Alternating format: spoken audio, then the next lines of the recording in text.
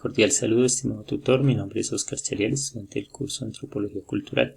Después de haber realizado la lectura, voy a dar respuesta a los interrogantes planteados en la guía de actividad. La primera pregunta dice: a partir de la lectura, define qué es cultura y cuáles son los aspectos que componen la misma, de acuerdo al autor. Entonces, de acuerdo a lo que leí, el autor expresa que la cultura es todo lo que el ser humano aprende y hace, digamos, en diferentes aspectos. Aspectos como sus creencias, tradiciones, el arte, las leyes, todo lo que tiene que ver con quizá los sistemas económicos, políticos. Todo esto es, digamos, cultura. También el texto menciona la inculturación, que es cómo el ser humano adquiere o aprende diversa cultura. De hecho, el texto habla de que todos los seres humanos tienen cultura, ¿sí?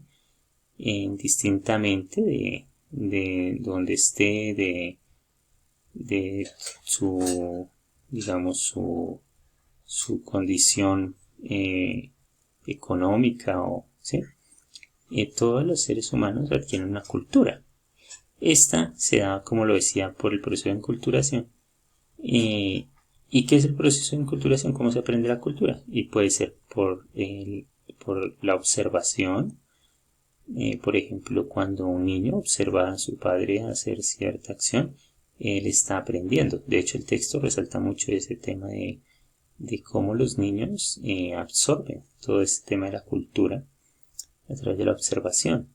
También de forma directa. El texto plantea un ejemplo muy puntual, como es cuando le enseñan al niño a dar gracias, ¿sí?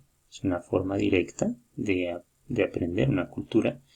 Y también existen formas inconscientes de aprender la cultura. Listo. Eso en cuanto a la primera pregunta. Ahora, la segunda dice: explique los mecanismos de cambio cultural. Difusión, aculturación, invención independiente. Bueno, el tema de la difusión puede ser directa. ¿Y cuándo es directa? Cuando, digamos, bueno, el texto habla de que las culturas no están aisladas, ¿sí? Sino que existen, digamos, intercambios, como sí, intercambios culturales con los vecinos, ¿sí? Con pueblos vecinos. Entonces aquí es donde viene el tema de la difusión. Entonces, difusión directa, cuando entre dos culturas, digamos, existen matrimonios, existen relaciones comerciales, o incluso se llega a una guerra, dice el texto. Entonces ahí existe una difusión directa. Habla de una difusión forzada. La difusión forzada la plantea cuando hay una cultura predominante y impone sus, digamos, como sus costumbres, sus tradiciones a la cultura dominante. Y habla de una difusión indirecta. Cuando se transmiten entre dos culturas a través de un tercero, podría decirse artículos, ¿sí? o formas, elementos que hacen que se vaya, digamos, que hace que se vaya adquiriendo entre una y otra, ¿sí? Ahí el ejemplo que plantea el texto son los comerciantes, ¿sí? Cuando llevan productos de un lugar a otro, y de esa forma indirecta se hace intercambio cultural. Y la aculturación es un cambio directo, digamos, es un intercambio cultural que se da cuando hay un contacto, como decirlo, estrecho entre dos culturas. Y en la invención independiente, el texto lo narra, bueno, ahí hay un ejemplo muy puntual también, y es cuando, por ejemplo, cuando existe una necesidad para dos pueblos y cada uno de forma independiente busca una solución para llegar o más bien, de forma diferente busca una solución que lleva al éxito de la necesidad, ¿sí? O a solventar más bien, a solventar la necesidad. Entonces ahí habla de cómo la agricultura, ¿sí? se desarrolló de forma diferente, tanto en Oriente como en Occidente.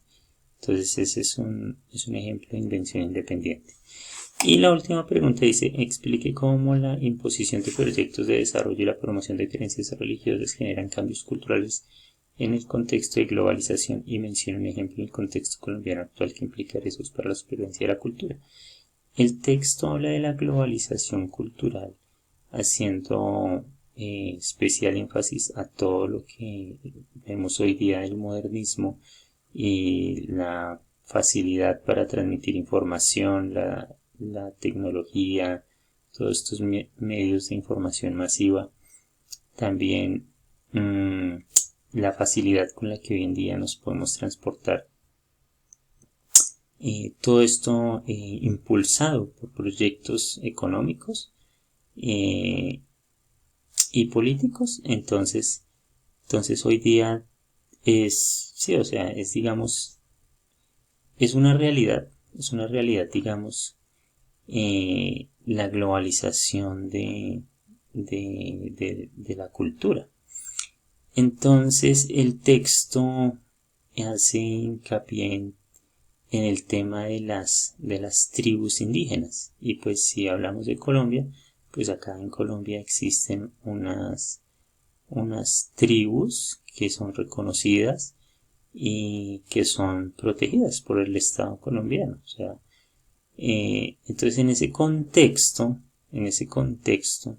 digamos, el riesgo, hay un doble riesgo, ¿sí? Pues digamos, uno es que de todas formas toda esta creciente globalización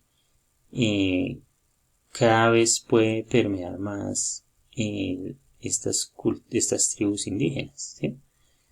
Entonces se van a ver mayormente influenciados, ese sería un aspecto. Pero también el texto habla de un tema de choques cuando existen los temas de derechos, digamos, culturales con los derechos humanos, ¿sí? Y plantea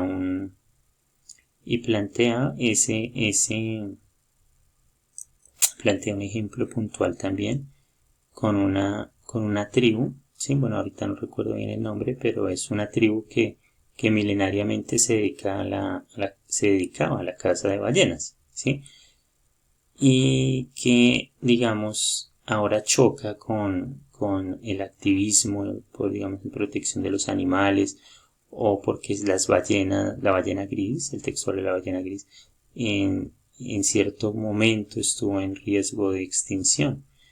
Y narra cómo en un momento esta tribu le dieron como esa oportunidad de ejercer ese derecho cultural a cazar las ballenas, ¿sí?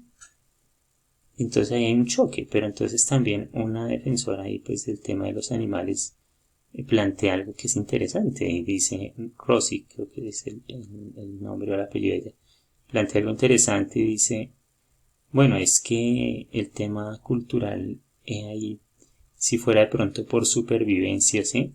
O sea, de pronto el tema de la caza de las ballenas fuera por supervivencia. Bueno, está bien, pero es un tema solo por mantener la cultura, ¿sí? O sea, ¿cuál sería el costo de mantener esa cultura? Entonces, digamos, si traspolamos eso aquí al tema colombiano, pues pienso que mientras, digamos, en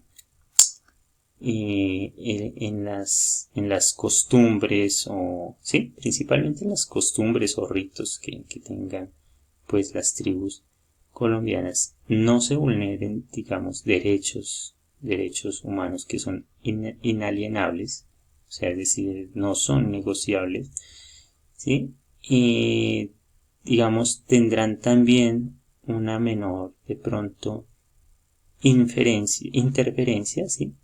De algún aspecto jurídico o algo así que de pronto los lleve a cambiar ciertos comportamientos o ciertas costumbres que puedan tener, ¿sí? Bueno, eso es todo. Me extendí un poquito en el video porque pues sí, la verdad, pues siempre el texto eran varias páginas. Listo, muchas gracias y un cordial saludo.